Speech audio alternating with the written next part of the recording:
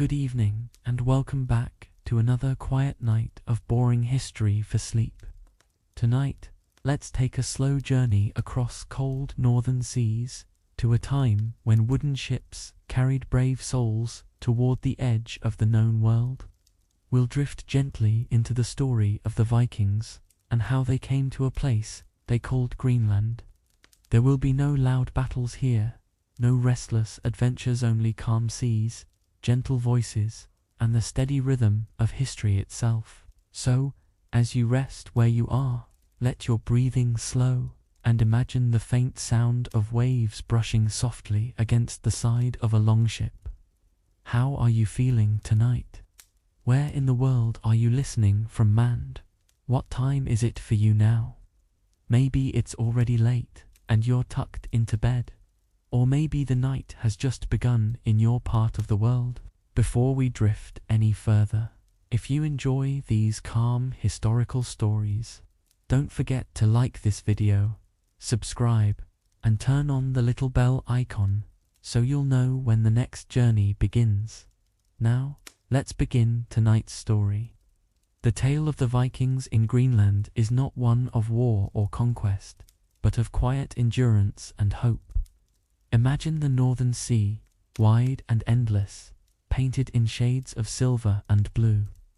Above it, the sky stretches low and soft, heavy with mist. In the distance, you can almost see a wooden ship rocking gently, its sail catching the faintest breath of wind.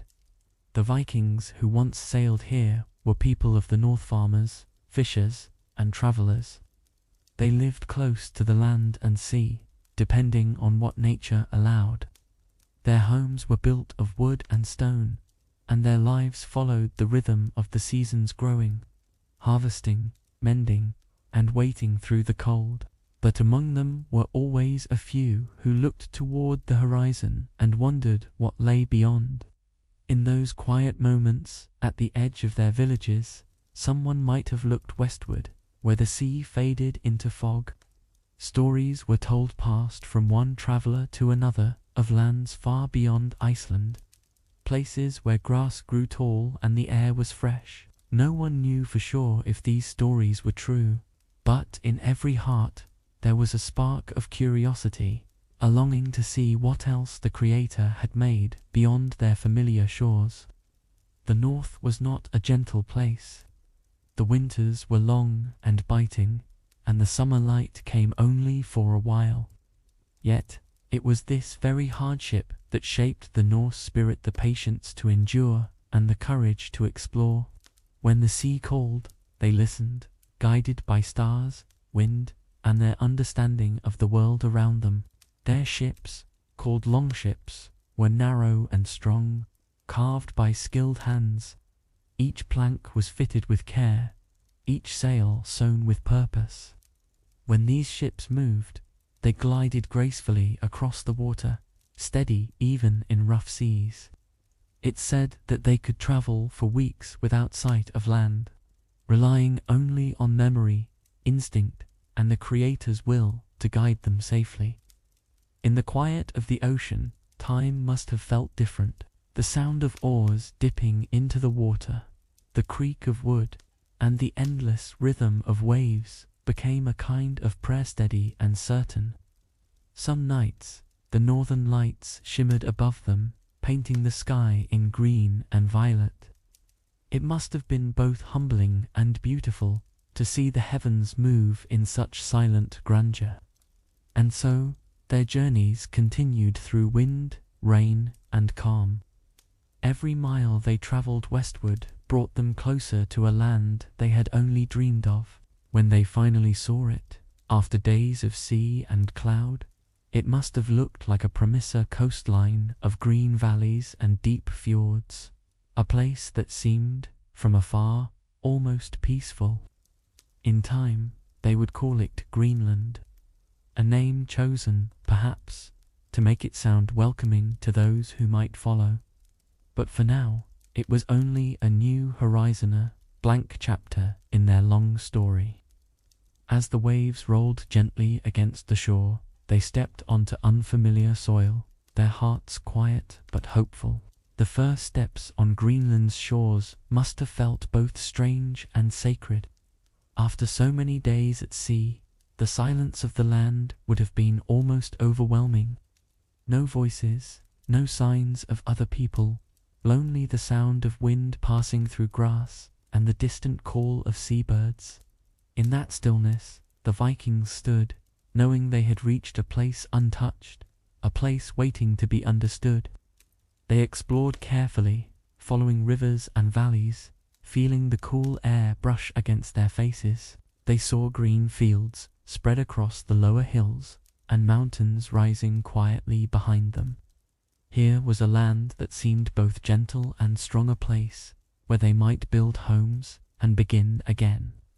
Perhaps, in their hearts, they whispered gratitude to the Almighty for letting them arrive safely. When they returned to Iceland with news of their discovery, people listened closely. They spoke of grass, space, and sunlight, of a new home across the sea. Erik the Red, a man known for his determination, gathered those who wished for a new beginning.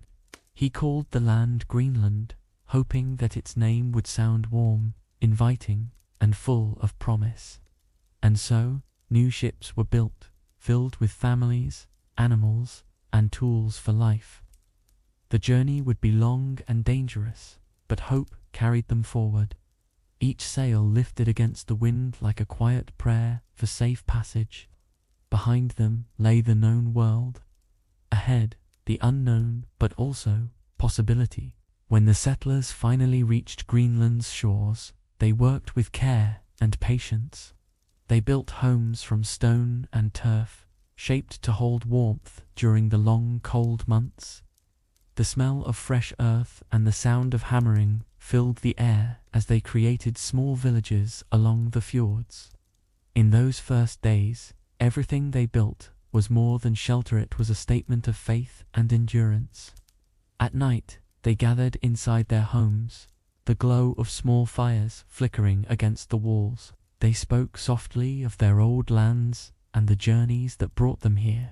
The sound of wind outside blended with their voices, reminding them how far they had come. And though the world outside was cold, inside there was warmth, shared strength that made this new beginning possible. Life in Greenland would not be easy. The soil was thin, and the winters would test even the strongest among them, but still, they planted, hunted, and tended their animals with patience. They believed that through hard work and the blessings of the Creator, they could survive and find peace in this faraway land. When storms came, they stayed close together, their faith and unity stronger than the wind that howled outside. They learned to read the seasons, to take only what they needed, and to give thanks for what they had.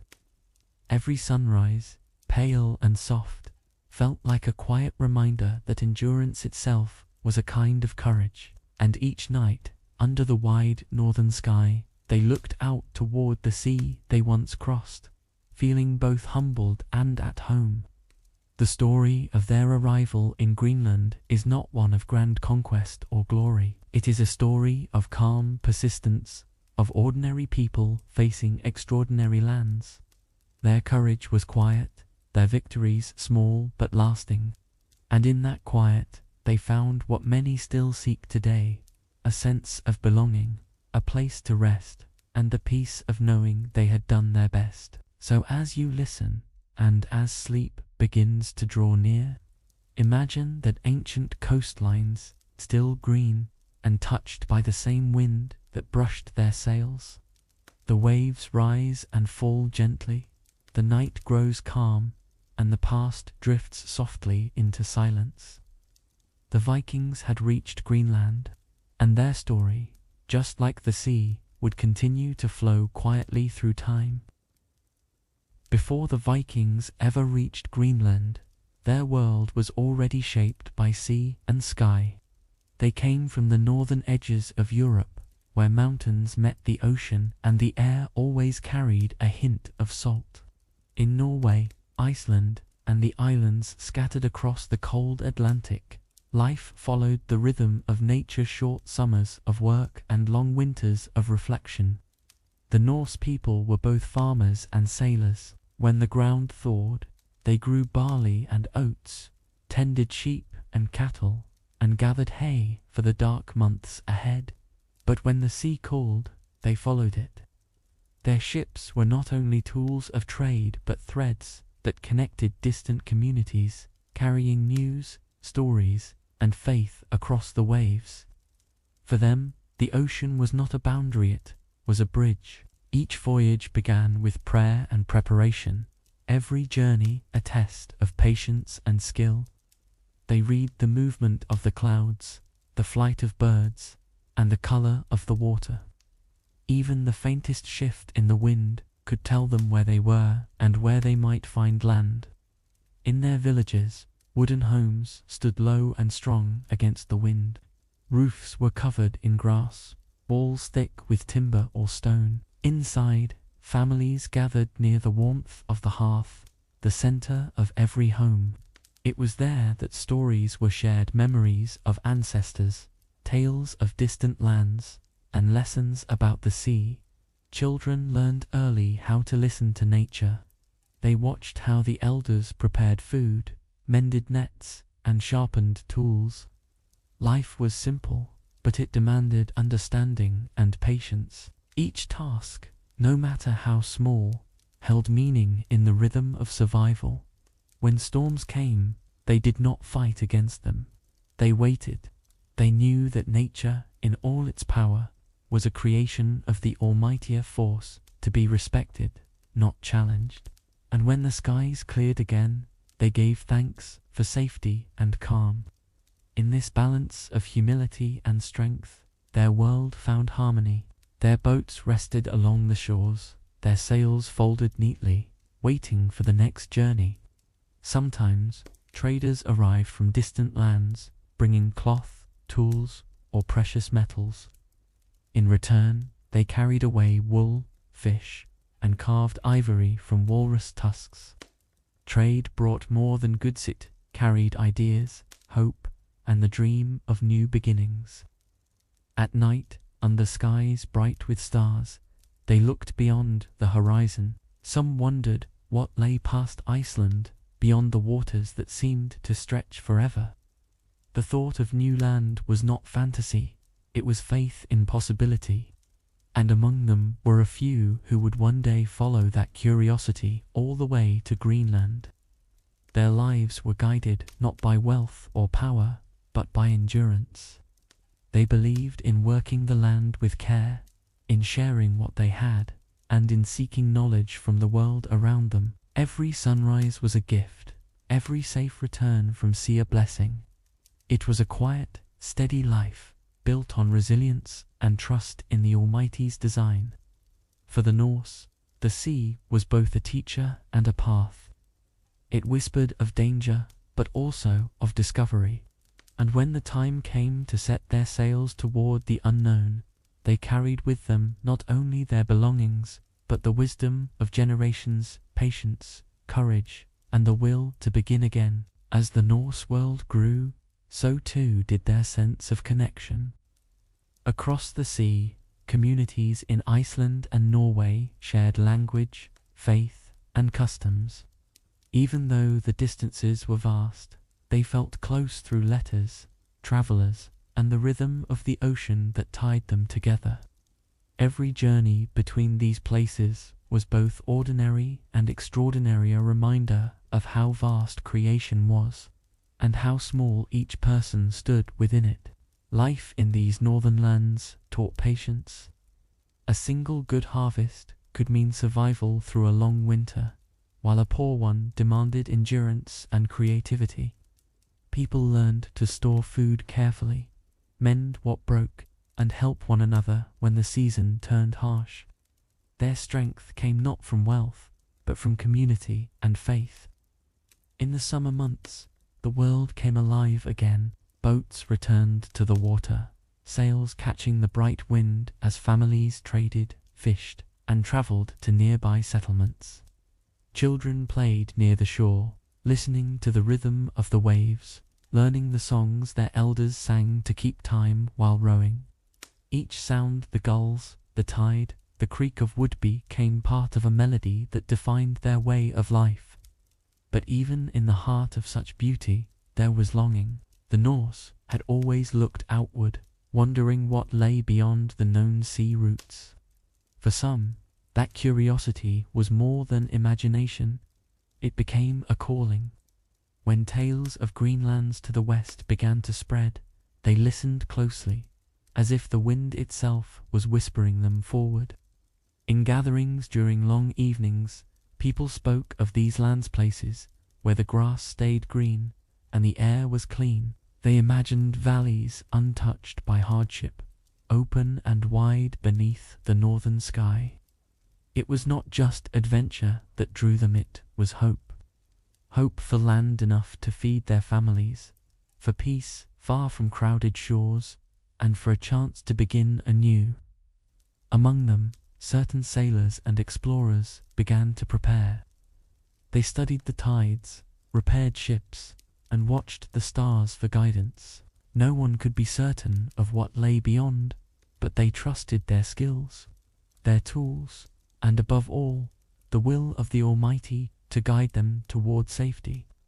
The Norse spirit was quiet yet determined, steady like the sea itself, and when they finally set their course toward the west, they carried with them everything that defined their world: faith, family, and tradition. Their ships were filled not only with goods, but with stories, laughter, and memory. Every voyage began with courage, and every landing, no matter how distant, became part of a much larger story that continues to echo softly through time. The Norse world was never still. It flowed like water, expanding gently through trade, exploration, and the sharing of ideas. In this calm persistence, we find the heart of their history, a history not of sudden conquest, but of gradual discovery. And it is this quiet strength that led them, eventually, toward the icy shores of Greenland. For many years, whispers of a land beyond Iceland had traveled quietly through the northern world. Stories passed from sailor to sailor, from one dimly lit hall to another, carried by those who claimed to have glimpsed a distant coastline through mist and fog. These were not wild tales of fantasy, but fragments of memory, perhaps of drifting too far west, or catching sight of strange birds that did not belong to Iceland's shores. Among the Norse, such stories held power. The sea was their road, and the unknown was not something to fear, but to understand. A fisherman returning from a long voyage might speak of greener lands beyond the horizon. Another might recall seeing driftwood from forests unlike any known nearby. Piece by piece, these signs wove together into a quiet conviction that there was something more waiting to be found. Curiosity lived deep within the Norse heart. Their people had already crossed the northern seas to Iceland, and some even beyond, building new homes wherever the land would allow. So when word spread of a place, further still a place, where grass grew high and the summer sun lingered long, it stirred something ancient within them. The idea of venturing farther west began not as ambition, but as hope. Hope for open land, for calmer weather, for new beginnings. Many families in Iceland faced harsh winters and limited farmland. Even the strongest among them struggled when storms ruined crops or when herds failed to thrive. To imagine a land with more promise was to imagine a softer life, one where their children might grow without hunger. Among those who listened to these tales was a man named Erik the Red. He had known both hardship and strength, a man whose spirit matched the wildness of the seas he sailed. When he heard stories of a western land, he did not dismiss them as rumor. He felt, deep within, that the Creator had placed such lands there for a reason, to be found, explored, and cared for. Erik gathered what little he could and prepared a ship, trusting in skill and guidance more than certainty. The sea ahead was rough and unknown, but the pull of the west was stronger than fear. With each wave, the land he left behind grew smaller, and the vast horizon opened wider. He sailed not only toward a destination, but toward an idea, the belief that somewhere out there, beyond the cold, lay a place meant for new life. For days, the voyage stretched on. The sky and water seemed to merge into one endless shade of grey. The air was sharp, and the salt clung to every surface of the ship. But through it all, Erik pressed forward, trusting that the wind and the will of the Almighty would lead him to where he was meant to arrive. Then, one morning, through the fading mist, the crew saw it land. A coastline rising slowly from the horizon, its valleys brushed with the soft green of summer. To men who had only known ice and rock, the sight must have seemed like a gift. The land stretched before them, wide and quiet, as if waiting to be named, and Erik called it Greenland. Not because it was all green, but because the name itself carried warmth and promise. He hoped it would invite others to follow, to see what he had seen, to build, to grow, and to endure. And in time, that name would travel far, becoming one of the most enduring stories of exploration in the Northern World. When Erik the Red first set foot on Greenland's soil, the world must have seemed to hold its breath. The sea behind him was silent, and before him stretched a land both familiar and strange. It was not the soft green of his imagination, but it was beautiful in its own way. Broad valleys, cut by rivers, mountains rising like guardians, and a quietness that felt almost sacred. He explored carefully, following the coastline for days, noting where grass grew thickest and where the winds were calmest. In some places, the land was gentle enough to graze animals. In others, the cold held tight to the earth. But to Erik, every hill and fjord was filled with potential. He saw not emptiness, but promise, proof that life could take root, even at the edge of the known world. When he returned to Iceland, his voice carried the weight of discovery. He spoke not of difficulty or danger, but of opportunity. He told of green fields, clean air, and wide valleys that waited for those willing to begin again. He named the land Greenland with hope that others would believe in it as he did.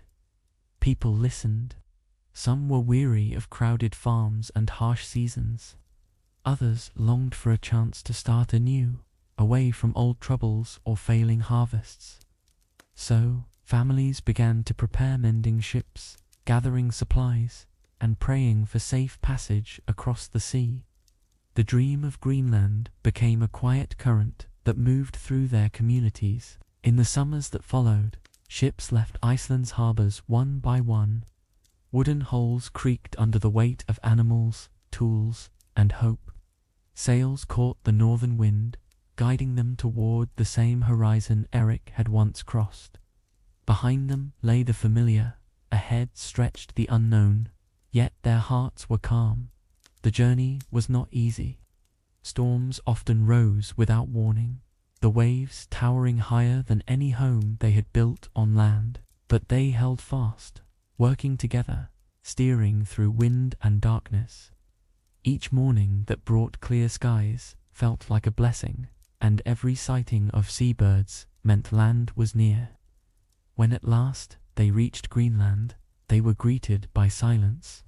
The air was cold but pure, the water clear enough to see the stones beneath.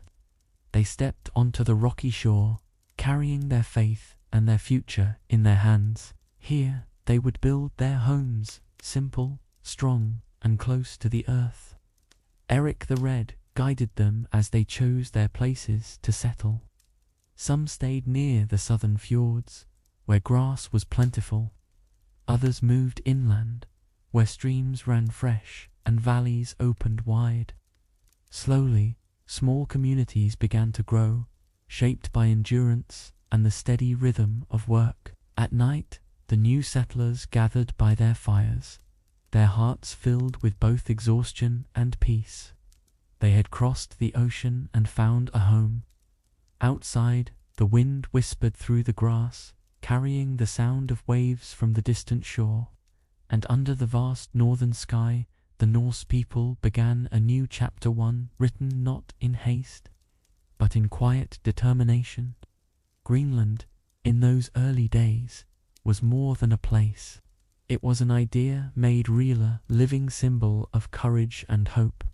And for generations to come, the Norse settlers would hold fast to this land, believing that endurance itself was a form of greatness. Erik the Red was not born into comfort. He grew up in a world where survival demanded both strength and patience. Life in the northern lands was unforgiving. Each winter tested endurance, and every mistake came with a cost. Yet Erik carried a boldness that few possessed. He was known for his fiery hair and his even fiery spirit, a man whose determination matched the wildness of the sea he loved. Those who knew him understood that when Erik set his mind to something, nothing could turn him away from it. His early years were marked by challenge. His family left Norway after disputes forced them to seek a new life in Iceland. There, Erik learned the skills of farming, sailing, and building, all while growing restless under the limits of the land.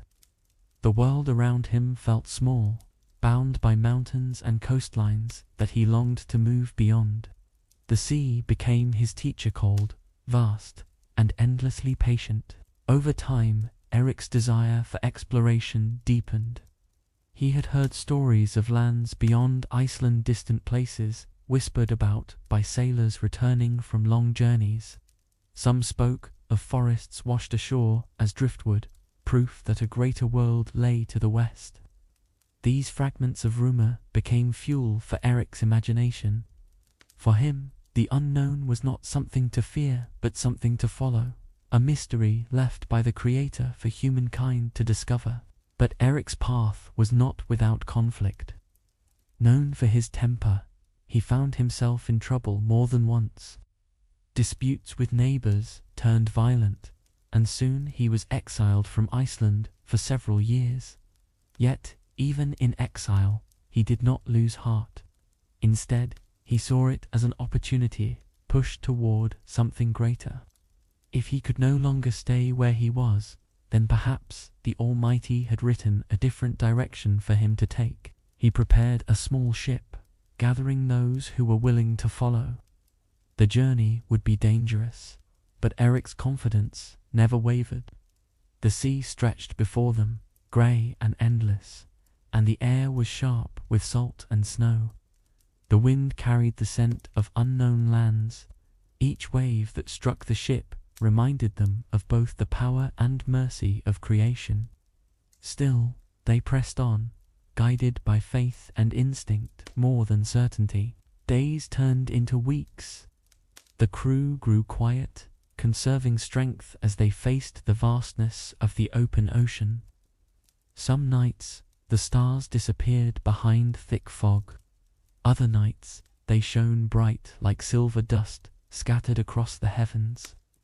Erik kept his hand on the tiller, eyes fixed on the horizon. He believed that the same hand that made the sea would guide them safely through it. At last, through a veil of mist, the outline of land appeared. The moment was so still that even the wind seemed to pause. Jagged cliffs rose from the sea, their edges softened by green valleys below. Rivers glimmered in the distance, winding through quiet plains. The sight filled every heart with awe and relief. After weeks of uncertainty, they had found it the land they had only dared to imagine. As Erik stepped onto the rocky shore, he took in the silence of the new world. The air was pure and cold, carrying the scent of grass and stone. Mountains loomed above like ancient watchmen. For a moment, he said nothing. He simply stood, letting the enormity of the moment sink in. This was not the end of his journey, it was the beginning of a new story. He named the land Greenland, a word meant to inspire others to come. The name carried hope, warmth, and promise. Perhaps, he thought, if the land sounded inviting, others would follow, bringing life and community to this distant place. In his heart, he believed that the Creator had led him here, not for conquest, but for renewal. That first night, Erik and his crew built a small camp near the shore. The sky glowed softly with northern light, green and gold flickering across the dark. The waves whispered against the rocks, and the fire crackled gently beside them. As they rested, they spoke little. Each man stared into the flames, quietly aware that they were witnessing the birth of something greater than themselves. New chapter written by courage, faith, and the will to begin again. The first days in Greenland were spent learning the land. Erik and his men explored the valleys, searching for soil soft enough to grow crops and fields wide enough for animals to graze. They followed streams that led inland, finding clear water and small pockets of green surrounded by stone. Every discovery brought a sense of quiet relief. It was a harsh land, yes, but not lifeless. The Creator had given it a calm strength, waiting for human hands to bring it purpose. Erik chose the southwest fjords for his settlement. The summers there were milder, and the sea provided fish and seals for food. He and his followers built homes from the materials the land offered: stone walls to block the wind, and turf roofs layered with earth for warmth. Smoke rose gently from small hearths, marking the first signs of Norse life in this distant place. A new community had begun, simple and steady. The settlers worked with care, knowing that every piece of wood, every tool, and every hour of daylight mattered. They learned how the seasons shifted, how the snow returned early, and how to store what they could for the long winter ahead. Their strength came from cooperation, families sharing food, neighbors mending each other's roofs, children carrying water from the stream. In their unity, they found stability. When the first winter came, it arrived suddenly. The wind howled through the fjords, and snow blanketed the fields they had tended in summer. Yet, inside their homes, the fire burned quietly. The warmth was not much, but it was enough. They gathered near the light, sharing stories of the past, songs of the sea, and the journey that had brought them here. It was in those dark months that their courage became something deeper: faith in endurance. As the sun returned, so did their resolve. They began to trade with ships from Iceland, sending walrus tusks, furs, and carved goods across the sea. In return, they received tools, iron, and timber. The connection to their homeland remained, even as they grew more independent. The settlers learned that the key to survival in Greenland was not to fight the land, but to live with it, respecting its limits, trusting its balance. Years passed, and the colony slowly expanded. Families grew, homes multiplied along the valleys, and small paths began to link one settlement to another. Erik, now older, watched it all with quiet pride. What began as exile had become a place of belonging. The people called him their leader, not because of power, but because of his resolve and his vision. He had turned isolation into opportunity. In time, Erik built a great hall, not grand but strong, where gatherings could take place. There, they discussed trade, celebrated harvests, and made decisions that would shape their lives. It became the heart of the community, a place where laughter and wisdom shared the same air. Around its fire, plans were made for future voyages, for new fields, and for children who would inherit the land. Still, Greenland demanded humility. Some years brought good harvests, others brought scarcity. There were times when ships failed to arrive, and isolation grew heavy. Yet, through all of it, the settlers endured. They learned that true strength came not from abundance, but from gratitude. They thanked the Almighty for each day they survived, each child born healthy, each storm that passed without harm. Erik himself grew quieter with age. The once restless sailor now found peace in the land he had discovered. He often stood by the shore, watching the waves that had once carried him across the unknown. Perhaps he thought about the choices that led him here, the anger, the exile, the faith. In the end, Greenland had given him something few ever found, contentment. And so, Erik the Red's journey became more than a story of travel. It became a story of transformation, of how hardship can lead to purpose, and how the most distant places can become home. Under the northern sky, his legacy lived on, carried by the settlers who followed him, and by the quiet land that had welcomed them at the edge of the world. Morning in the Norse settlements of Greenland began quietly. The sun rose slowly over the fjords, casting pale light across the stone homes and grazing fields. The air was crisp, carrying the scent of seawater and smoke from the hearths.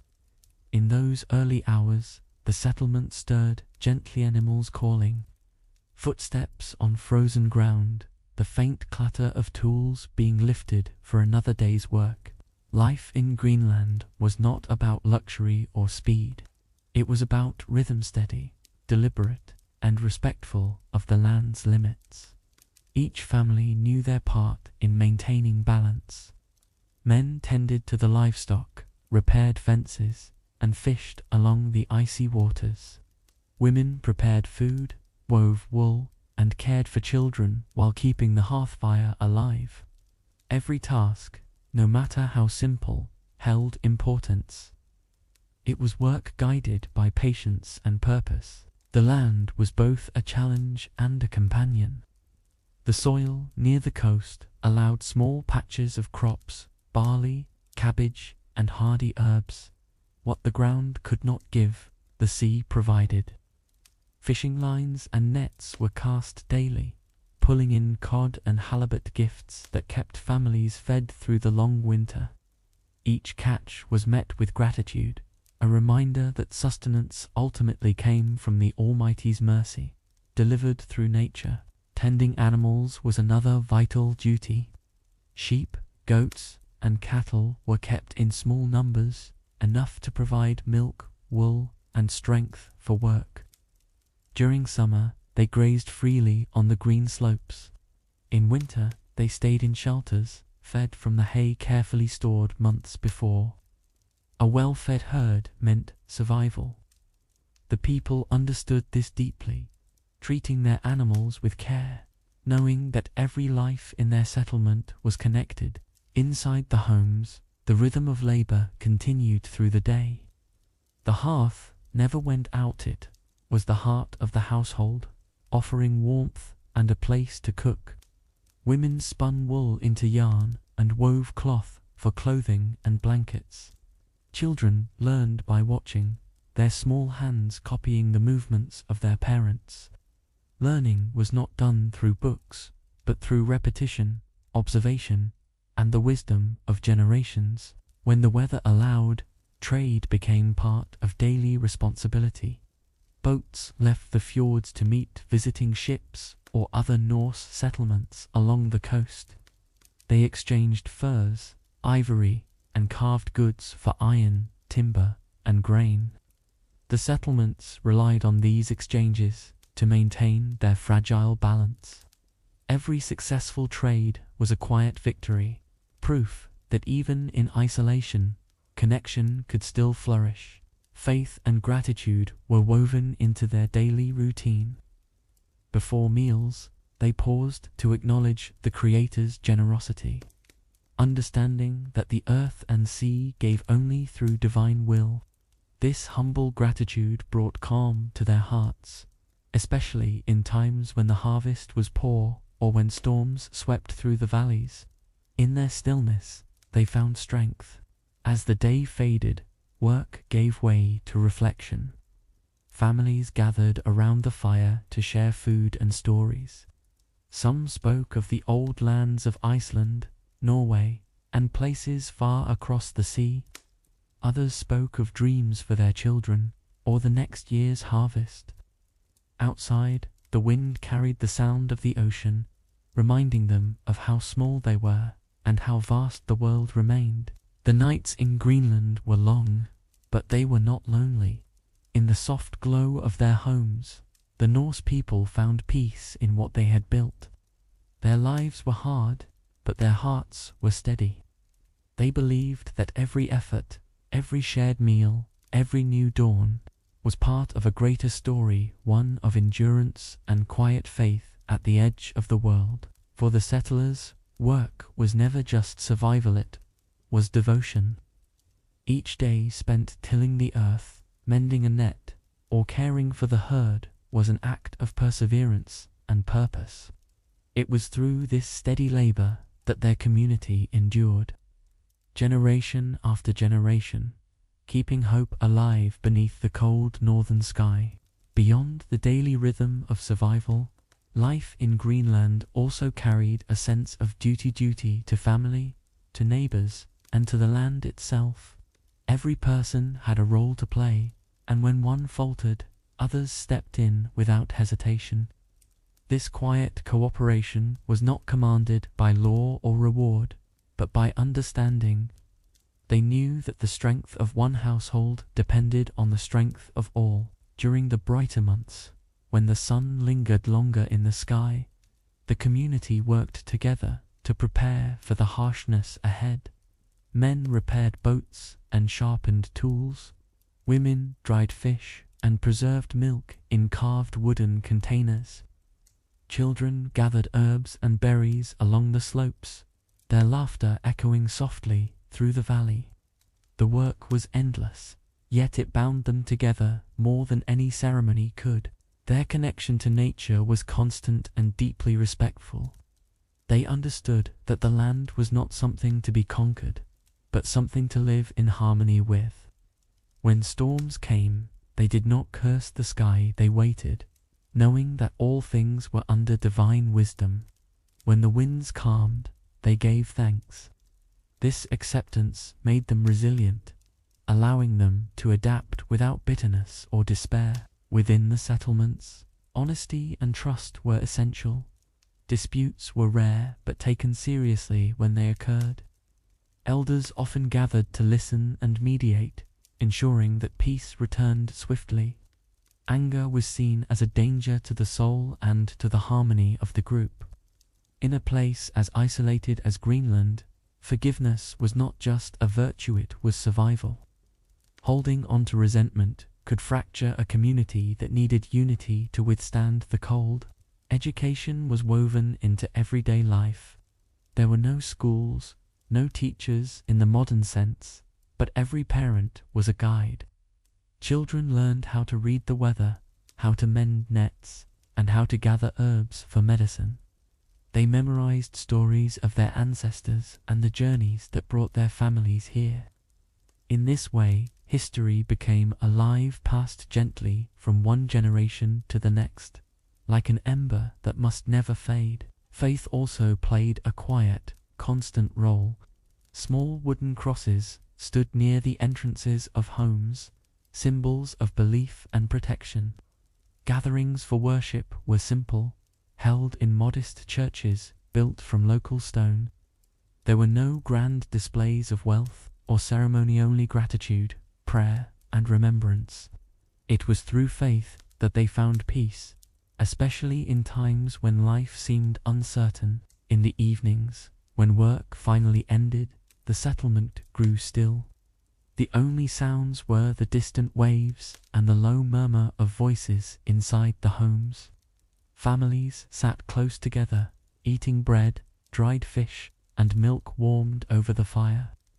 The glow of the hearth cast soft light across the room, and for a moment, the world outside seemed gentle again. Storytelling filled the long nights. Elders spoke of their ancestors' bravery, of the journeys across the sea, and of the early days when Erik the Red first found this land. These stories were more than entertainment, they were lessons in courage and humility. The children listened quietly, their eyes heavy with sleep, their hearts steady with the comfort of belonging.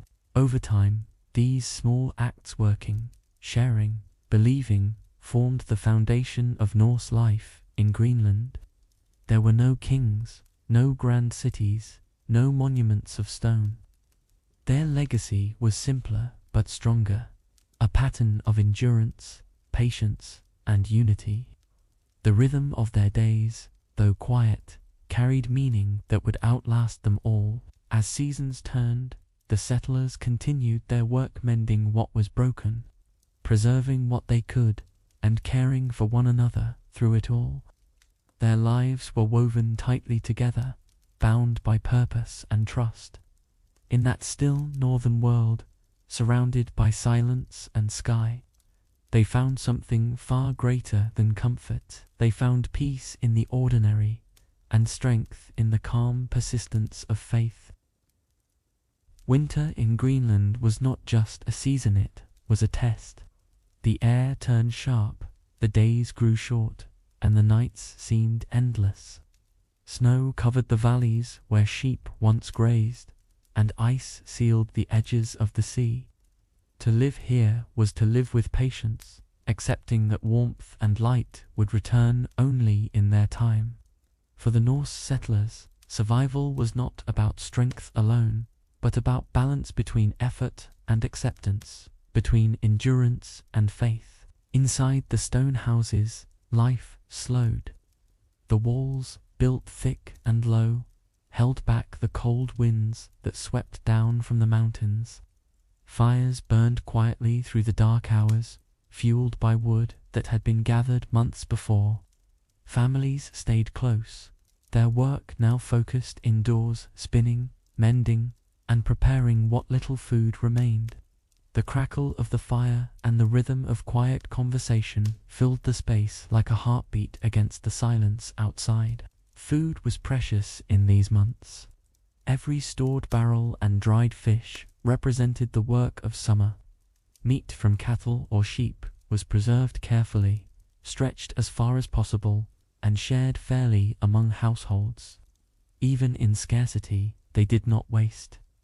They understood that every provision was not from their hands alone, but from the will of the Almighty. Each meal, a quiet blessing, each day of survival, a gift of mercy. When storms struck, they came without warning. Winds howled through the fjords. Snow fell so thick it erased the line between earth and sky. The settlers stayed within their homes, listening to the world disappear beneath white silence. Yet fear did not overtake them. They had seen such winters before, and they knew that every storm, no matter how fierce, would pass. Their calm was born not from certainty, but from trust. In the rare moments when the sun broke through the clouds, its light shimmered across the frozen sea.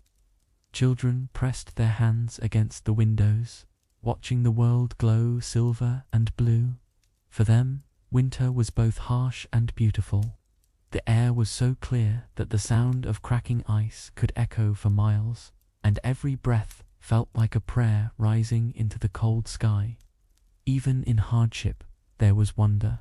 Communication with the outside world nearly ceased during winter.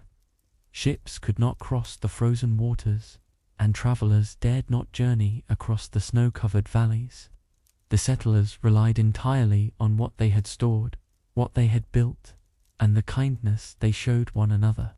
In that isolation, their community became more than necessity, became comfort. A reminder that even in the farthest corners of the earth, humanity could still thrive together. At night, when the sky cleared, they looked up to see the northern lights dancing above them. Curtains of green and violet shimmered across the stars, moving like waves in the heavens. Some said it was a sign of protection, a reminder that creation itself was alive and watching. Others simply sat in silence, letting the light wash over their hearts until the cold no longer felt so sharp. Spring did not come suddenly. It crept in gently, melting the edges of the ice, softening the ground beneath the snow. The first sign of life, tiny shoots of green, felt almost miraculous. The people stepped outside to breathe deeply, to feel the sun on their faces again. After months of stillness, every sound, every color, every scent carried new meaning. It was renewal, quiet and sacred. The return of warmth brought work again. Boats were pushed into the water, tools repaired, and animals released to graze once more. But before the busyness of summer fully began, the settlers paused in gratitude.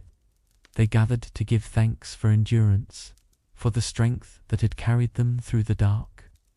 It was not celebration in the grand sense, but a peaceful recognition that they were still here, still alive, still part of the Creator's vast and steady design. For the Norse people of Greenland, hardship was never just suffering, it was instruction. It taught patience, humility, and reliance upon one another. It shaped their hearts as much as it shaped their hands. And through every cold night, every quiet dawn, they carried with them the same quiet truth, that even in the harshest lands, life could endure through faith, work, and grace. As the seasons turned once more, the settlers of Greenland learned to read the land with quiet wisdom. They could sense when storms were coming by the way the clouds gathered above the mountains, or when spring was near by the sound of melting ice along the fjords. Every sign from nature held meaning, every change was a message. They had come to understand that survival depended on harmony, not control. The long winters shaped their spirit, but they also brought moments of deep reflection. Many evenings were spent in soft conversation, speaking of home, of journeys past, and of the Creator's mercy that had carried them through another year.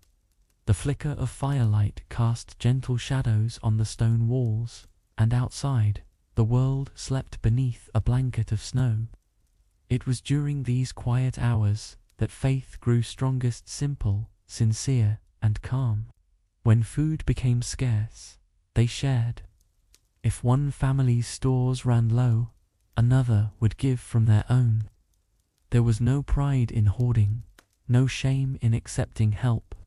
They believed that sustenance, like the sea, was meant to be shared freely. In this way, kindness became as vital as bread, and generosity a form of strength. To give was not to lose, but to honor the blessings they had been granted. In the heart of winter, even small tasks carried purpose. Repairing a tool, drying fish, or carving a new handle for a knife-edge act was a thread in the fabric of life. The settlers found comfort in work, not for reward, but because work itself was grounding. It kept their minds steady, reminding them that effort was a form of gratitude for the chance to live another day. The cold tested their bodies, but solitude tested their hearts. Days could pass without seeing another settlement, and travelers often vanished for weeks when storms closed the paths. Yet in this stillness, they found peace. Silence became a companion, not a burden. It allowed them to think, to pray, and to listen to the crackling fire, to the wind through the grass, and to the quiet voice of faith that reminded them they were never truly alone. Each year brought lessons. Some crops failed, others thrived. Some winters were gentle, others cruel. But even in failure, they saw meaning. The land was a teacher, demanding but fair. It rewarded patience and punished haste. Those who listened survived. Those who tried to force more than the land could give soon learned humility. It was a balance they respected deeply, one written into their way of life. Occasionally, ships from Iceland arrived when the seas thawed, bringing news from afar: births, marriages, even stories of new lands to the west. These visits reminded the settlers that though they lived on the edge of the known world, they were still part of something larger.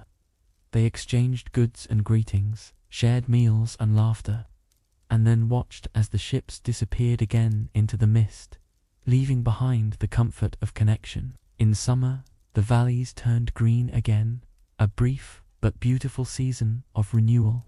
Families tended their animals, fished along the coast, and repaired the damage left by winter.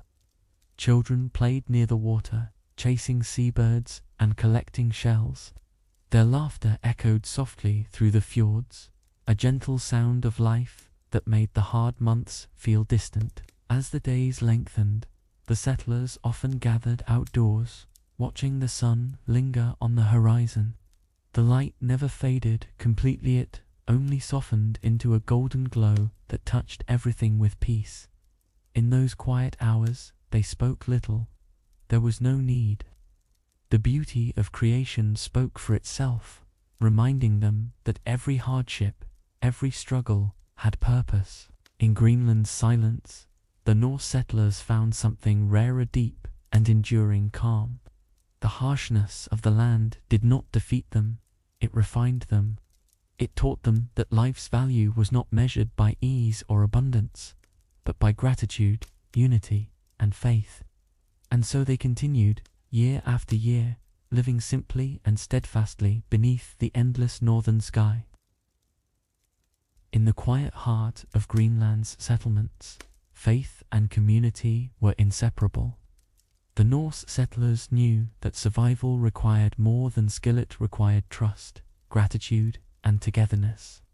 The cold could isolate the body, but belief warmed the soul. Their connection to one another was not built through grandeur or wealth, but through shared endurance, shared prayer, and the simple act of helping when help was needed. Small churches began to appear across the valleys, humble buildings made of stone, wood, and turf. They were not places of decoration, but of peace. Inside, candles flickered gently against the walls, and the air carried the faint scent of earth and smoke.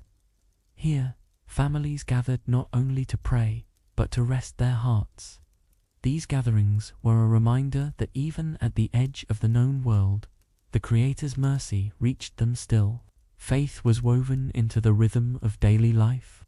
Before meals, they offered quiet thanks. Before sailing, they prayed for calm seas. When storms arrived, they sought patience instead of fear. Their understanding of the world was deeply humble. They did not command the land or the sky. They lived within them, guided by the belief that every moment unfolded under divine wisdom. The community cared for its own. If someone fell ill, neighbors came to tend to them. If a family lost livestock, others shared their herds.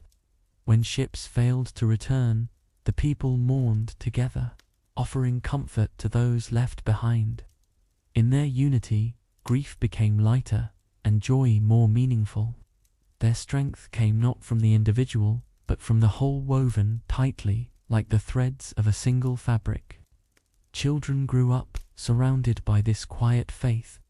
They learned that kindness was not just a virtue but a necessity, and that honesty built trust strong enough to survive any storm. When they asked why life in Greenland was so hard, their parents would answer softly, "Hardship teaches gratitude." And gratitude, they said, was what kept the heart from freezing even when the world outside turned to ice. In the center of every home, the hearth symbolized more than warmth, it symbolized light, guidance, and care. Families often gathered around it in the evenings, speaking gently of the Creator's blessings. Flames danced like whispers, casting golden light across faces tired from the day's work. In those quiet moments, they felt close to something greater than themselves, an awareness of mercy that required no words, only stillness. The landscape itself seemed to echo their devotion. Mountains stood firm like ancient reminders of patience. The sea, both generous and unpredictable, tested their humility. And when the wind swept through the fjords, it carried with it a sound that many described as both lonely and comforting, the voice of the earth in prayer. The people listened, and they felt small, yet safe, within the vast design of creation. Each season brought its own sacred rhythm. Spring was a time for renewal, summer for labor, autumn for preparation, and winter for reflection. These cycles taught them balance between effort and rest, between work and worship. They understood that faith was not limited to one day or one building. It was something lived in every action, every shared meal, every sunrise after a long storm. Even visitors from Iceland and Norway noticed the settlers' calm demeanor. They spoke of Greenlanders as people of quiet strength, those who lived far from noise yet close to peace. It was not that they had less hardship, was that they had learned to carry it with grace.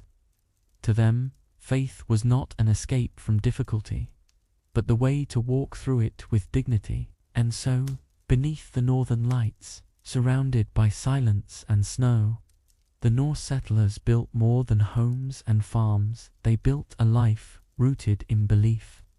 Their faith did not promise ease, but it gave meaning to endurance. Their community did not erase struggle, but it made it bearable. And in that balance between devotion and resilience, they found something enduring peace that could outlast even the longest winter. As the years passed, the settlers' faith deepened into a way of life that shaped everything they did. It guided how they worked, how they treated one another, and how they faced hardship. Each small act, whether building a home, tending an animal, or preparing a simple meal, was done with mindfulness, as if every moment carried its own quiet form of worship. For them, faith was not confined to prayer alone, but lived in patience, mercy, and gratitude. Their gatherings were modest but filled with warmth. On holy days, families from distant fjords would travel across the valleys to meet in the small church. Some came on horseback, others by boat, gliding through still waters surrounded by cliffs dusted with snow. Inside, they sang softly together, voices blending in gentle harmony. There was no grandeur, no pride, only sincerity. These gatherings reminded them that though they lived far apart, they shared the same hope and purpose. Community celebrations were simple but meaningful. When a child was born, neighbors brought gifts of food or wool. When someone married, families gathered to share a meal, exchanging laughter and blessings. The joy of one person was the joy of all. Even mourning was shared. Funerals were quiet affairs held under open skies, where loved ones were remembered not for what they owned, but for the kindness they had given. In their daily lives, honesty was sacred. Deception, even in small things, was seen as harm not only to others but to the peace of the community. Trade and promises were kept with care, sealed by words and trust rather than written agreements. In a place where the sea could turn against them at any moment, truth was the only anchor that held. Teaching the young was another act of devotion. Children were raised to observe, to listen, and to respect the wisdom of their elders. They learned to mend, to fish, to pray, and to keep faith even when hope seemed thin. Parents spoke often of the Almighty's mercy, that all provision, all safety, and all warmth came from Him alone. These lessons were not forced, they were lived, shown quietly through example. The settlers' sense of justice was also rooted in compassion. When disagreements arose, they sought resolution through calm discussion. Punishment was rare, and forgiveness was encouraged. They believed that peace was stronger than pride, and that unity was their truest defense against hardship. In this way, They built not only homes but hearts that could withstand the coldest trials. During long winters, music and storytelling filled their homes. A simple tune played on a wooden flute, or a voice reciting the history of their ancestors, became an offering of remembrance. These stories connected them to those who came before, to the first sailors who braved the unknown seas, and to the belief that everything joy, loss, endurance was part of a larger design. Faith also gave them courage to face uncertainty. There were years when ships from Iceland did not return, when food grew scarce and loneliness settled thick as snow. Yet they did not lose trust. They believed that even in silence, the Creator was near, guiding them through each moment. This quiet certainty was what kept them steady, their hearts anchored while the world outside shifted and froze. When summer returned, the church bells rang softly through the valleys, calling people back to gather and give thanks. They prayed for the strength to work, for harmony within their homes, and for safe passage for those at sea. The prayers were brief and humble, yet full of sincerity, the kind that rises not from fear, but from deep appreciation of life's simple grace. And so, the Norse settlers of Greenland continued on, year after year, bound by faith and by each other. They did not build empires or monuments. Their legacy was quieter, built in kindness, honesty, and perseverance.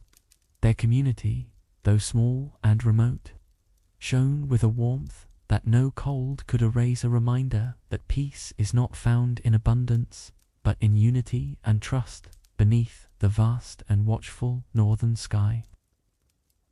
For many years, life in Greenland followed its quiet rhythm: work, prayer, and patience beneath the northern sky. But time, as always, brings change. The seasons began to shift in ways the settlers had never known. The winters grew longer, colder, and more unpredictable. The sea that once carried their trade and connection to Iceland began to freeze earlier each year. What had once been a steady pattern of life slowly turned uncertain, like the weather itself. The settlers noticed, first, through the animals. Pastures that had once been green well into summer now turned dry or frozen too soon. The herds struggled to find enough grass, and hay stores dwindled faster than before. Crops that once grew with ease began to fail, their roots trapped beneath hardened soil. It wasn't a single harsh year, it was a gradual tightening, as if the land itself was pulling inward. They did not yet know it, but the climate across the northern world was changing. Despite these hardships, the people remained patient. They had weathered storms before. They had learned to trust the Creator's wisdom even in difficulty. Families gathered together, sharing what they could, finding comfort in each other's company. The fires burned longer now, their glow lasting late into the dark afternoons. Outside, the wind howled through the fjords, but inside their homes there was still warmth and calm. Travel between Greenland and Iceland became harder. Ice clogged the sea routes, forcing ships to turn back. Some years, no ship came at all. The settlements grew quieter, more self-reliant, and more isolated. Without trade, metal tools dulled and broke, clothing wore thin, and simple goods that had once been easy to replace became treasures to protect. The people adapted, using bone, wood, and stone where iron had once been. They made do, as they always had. Communication with the outside world became rare, and news came slowly. Those who still arrived from Iceland spoke of colder winters there as well, of shorter summers and failing farms. The settlers listened with heavy hearts, understanding that they were not alone in this struggle. The change was not just upon Greenland, it was spreading across the northern world. Yet in their endurance, they found dignity. The sea, once their bridge to the world, began to feel like a barrier. Icebergs crowded the fjords, and the winds shifted unpredictably. For sailors, even experienced ones, the journey grew dangerous. A voyage that had once taken weeks could now stretch for months, and many who left never returned. Still, the settlers held on to hope that when the sea thawed, familiar sails would one day appear again on the horizon. Inside their homes, life adjusted to new rhythms. People repaired what they had rather than seeking what they lacked. Old cloth became new garments, worn tools were reshaped and reused. Children grew up learning resourcefulness as a daily lesson, not out of choice, but necessity. Every act of preservation became a quiet prayer for continuity, a belief that their community could outlast even the changing of the world itself. Through it all, faith did not fade. On the contrary, it deepened. In times of scarcity, they prayed not for abundance, but for strength and patience. They reminded one another that the Creator's mercy was not always shown through ease, but often through the endurance to face hardship with calm hearts. And in that belief, they found peace. Yet, as the years continued, the signs became undeniable. Fewer ships, fewer berths, colder summers, and longer nights. The settlements began to feel smaller, more fragile, as if the distance between them and the rest of the world had stretched beyond measure. Still, they persisted. To live in Greenland was to know that life itself was a test, and to endure it was a form of quiet greatness. The people did not speak of despair, they spoke of hope. Hope that the sea would one day open again, that the grass would grow tall, that their children's children would still walk these valleys beneath the northern sky. It was this hope, patient and steadfast, that kept their hearts alive even as the world around them began to change. As decades passed, the changes in Greenland became impossible to ignore. The sea grew colder, the summers shorter, and the winters longer than anyone could remember. Once rich grazing lands turned pale and hard, and the growing seasons that had sustained families for generations seemed to shrink a little more each year. Nature, which had always been both friend and teacher, now became a quiet test of faith and endurance. The settlers did what they had always done, they adapted. They built stronger shelters, stored food more carefully, and learned to use every resource the land could still offer. When the crops failed, they turned more fully to fishing and hunting seals along the frozen coast. They worked with what was left and trusted that the Almighty would provide, even if only just enough to see them through another year. Still, the silence between them and the outside world grew heavier. The once familiar sails of Icelandic ships stopped appearing on the horizon. Trade faded, and with it, the connection to the wider Norse world. Iron tools dulled and were repaired again and again. Cloth wore thin, and homes grew older with each passing generation. Yet, in the stillness, they did not surrender to despair. They had come too far and endured too much to give in. Communities began to rely entirely on one another. If one settlement suffered, others shared what little they could. Families traveled by foot across frozen valleys to bring food or news, often guided only by the stars. Even in isolation, kindness flowed like a quiet current between them. It was not luxury that kept them alive. It was compassion, patience, and faith in divine mercy. The harshness of life also shaped their humility. They no longer sought to conquer or expand, but simply to exist in balance with what remained.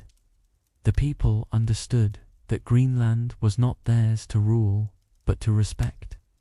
Each sunrise was a gift, and each calm day between storms felt like a blessing. It was a hard life, yes, but it was also a deeply meaningful one, a life lived fully in awareness of both struggle and grace. Some winters, the cold was so severe that even the sea froze far into the fjords. Food ran low, and people turned inward, their days marked by prayer and silence. They reminded one another that hardship was never without purpose, that endurance itself was a form of worship. In that stillness, they found a peace unknown to easier lands, peace born from trust in the Creator's plan. Even when the reason could not be seen, the children who grew up during these years knew no other world. To them, the endless snow and the quiet valleys were simply home. They learned from their parents that life's beauty did not come from abundance, but from gratitude. Even a small fire, a warm meal, or a safe return from a storm was celebrated with humble joy. The lessons of Greenland shaped their hearts, soft with compassion, strong with patience. There were moments of joy, too. In the summer light, families gathered by the water, repairing boats and singing softly while they worked. Laughter echoed between the cliffs, carried by the same wind that once guided their ancestors across the sea.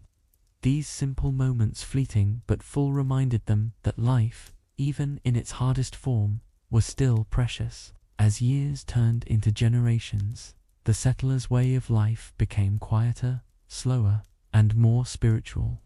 They no longer dreamed of riches or faraway lands. Their hopes were simple: warmth, health, peace, and the chance to see another spring. Their hearts had learned what the world often forgets, that endurance guided by faith can be as noble as victory. And so, even as the ice thickened and the trade routes vanished, the Norse people of Greenland continued to live as they always had, steadily, humbly, and with reverence for the world that sustained them. They had arrived on this land with courage, and they stayed with devotion. Theirs was not a story of loss, but of perseverance, an enduring testament to the quiet strength of faith beneath the cold northern sky. By the 1400s, the Norse settlements in Greenland had grown quiet. What had once been communities filled with the hum of work and laughter now stood still under the vast northern sky. Homes that once glowed with firelight were cold. Paths once walked daily were now covered by grass and snow.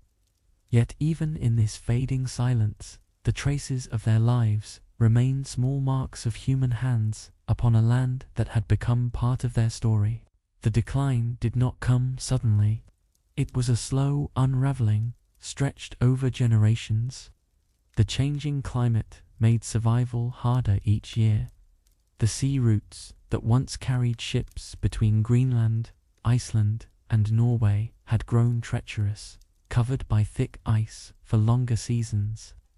Trade dwindled until it stopped entirely. Without iron, timber, or new supplies, the settlers had to rely only on what they could make themselves. Some families began to leave.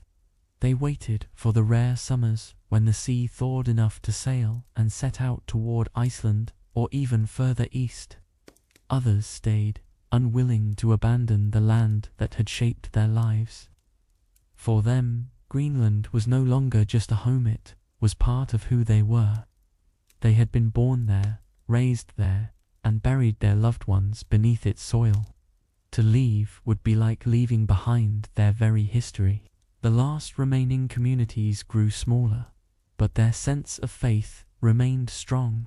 When food became scarce, they prayed for endurance. When the long winters came, they gathered in the few homes still standing, sharing warmth, stories, and hope. Even as the world they had built began to fade, they held on to what could never be taken, the belief that life, no matter how humble, had meaning and purpose under the Creator's design. Travelers from Europe who reached Greenland in later centuries found ruined stone walls, collapsed roofs, and empty churches. Yet within those ruins lay evidence of care and devotion. carefully built homes, tools crafted with precision, and churches placed where the light could reach the altar each morning. It was clear that those who lived here had loved this place deeply. Their disappearance was quiet, but not without dignity.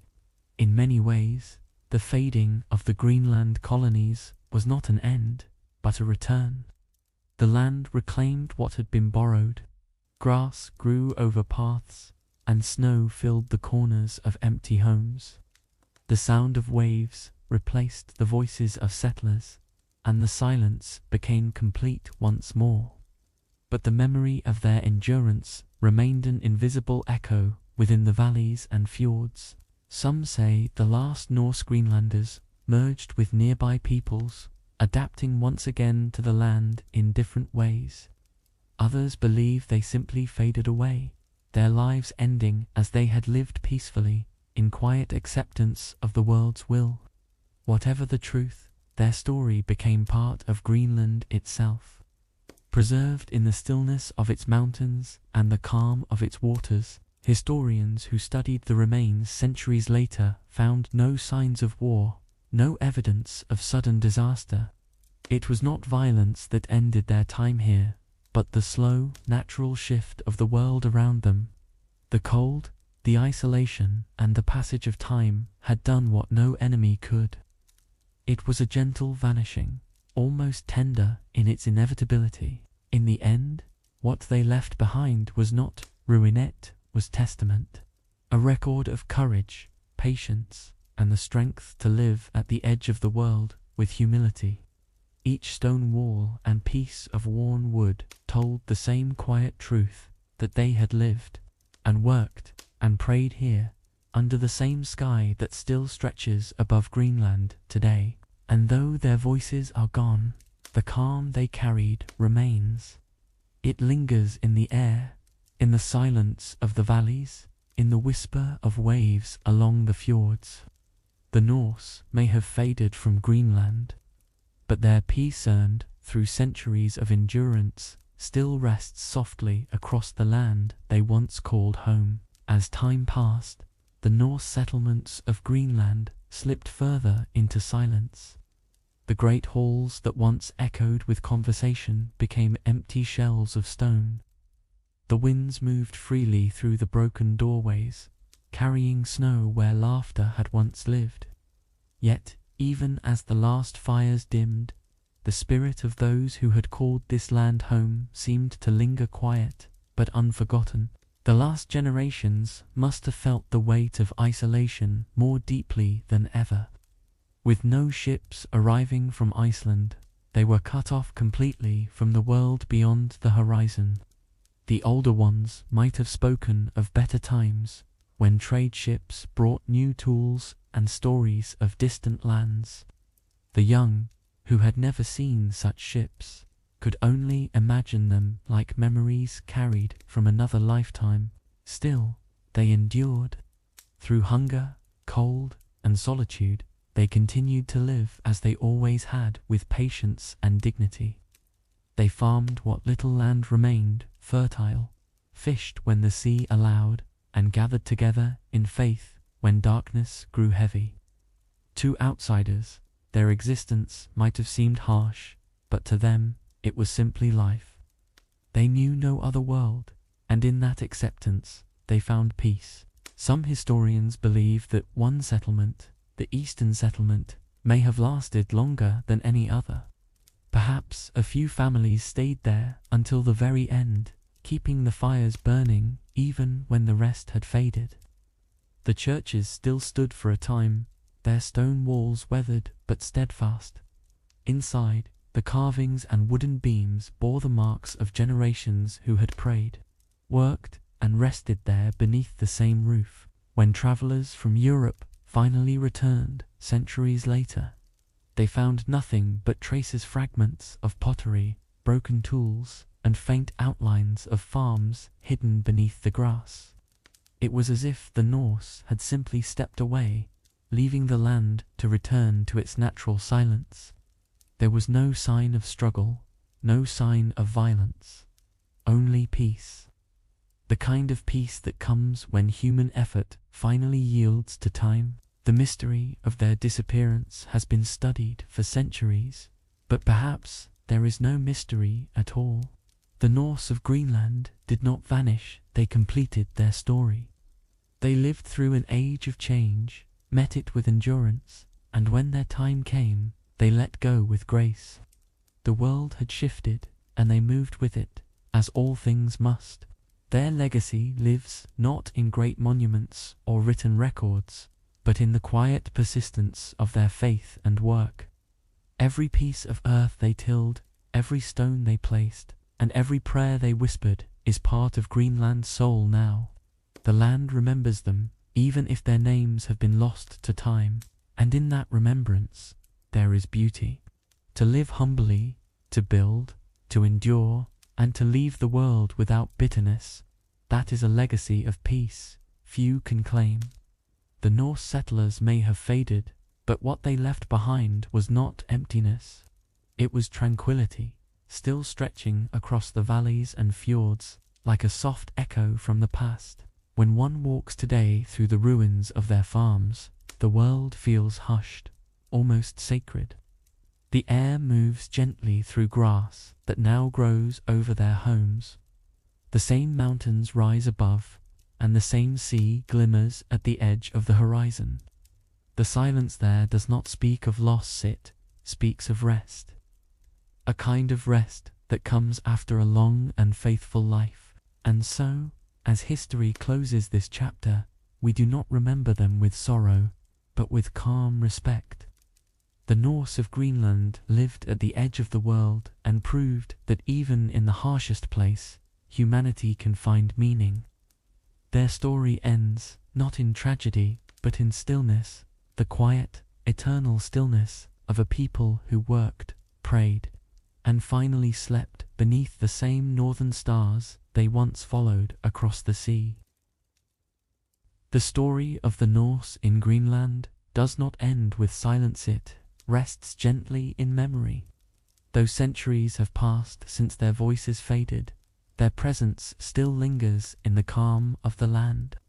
Every stone wall, every forgotten path, and every curve of the fjord still carries the echo of their patience. They may no longer walk these valleys, yet their spirit, shaped by faith and endurance, remains quietly woven into Greenland's breath. Historians and travelers who visit the old sites often describe a strange stillness there. The ruins do not feel abandoned, they feel at peace. The grass grows thick over what were once homes, and wildflowers bloom where families once gathered. The wind that moves through these places carries no sorrow, only reminder that even when human voices fade, the mark of their sincerity endures. What the Norse settlers left behind was not wealth or conquest, but something far greater, a lesson in resilience. Their lives teach us that peace is not found in power, but in harmony with the land, with others, and with time itself. They worked not for glory, but for survival, guided by gratitude. They did not seek to dominate the world around them, but to live gently within it. And in doing so, they found a kind of greatness that endures long after empires crumble. Their faith, too, remains part of this quiet legacy. The small churches they built, now standing in ruin, still face the rising sun each morning. Light spills softly through broken doorways, touching the old stones as if offering them warmth. It is easy to imagine the people who once gathered, their voices soft, hearts calm, prayers rising into the northern air. Their devotion was simple, yet profound, rooted in gratitude for life's smallest mercies. In many ways, Greenland itself has become their monument. The same mountains that watched them arrive still stand, unchanged by time. The same seas that carried them from distant shores still move with the tide, whispering along the coastlines they once called home. The land remembers them in silence, and that silence has become sacreder, timeless lullaby echoing through wind and snow. For those who reflect on their story, it is not a tale of loss, but of quiet triumph. The Norse settlers faced nature's harshest test and answered it with grace. They endured where few could, and when their time ended, they did so with acceptance. There is dignity in that, a dignity too, easily forgotten in our modern search for greatness. Sometimes the truest legacy is not what we build, but how we live. The traces of their farms, their tools, and their walls speak more clearly than any written word. They tell of ordinary people who lived extraordinary lives through patience, of families who prayed for calm seas and thanked the Almighty for the light of each new dawn, of a people who found beauty not in abundance, but in endurance. Their story, when told softly, becomes a reminder that peace is possible even at the edge of the world. To walk where they once lived is to feel that peace firsthand.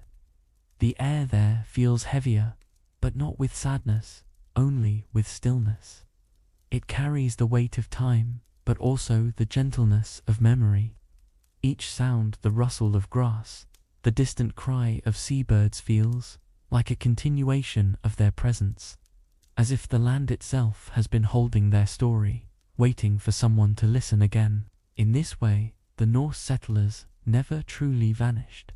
Their lives, their prayers, and their quiet endurance remain alive through the land that shaped them. They remind us that every act of patience, every moment of gratitude, leaves an imprint far deeper than stone, and that, even in silence, a life lived with purpose can continue to speak for centuries. Their story ends, not in sorrow, but in rest, a rest so deep and peaceful that it feels eternal.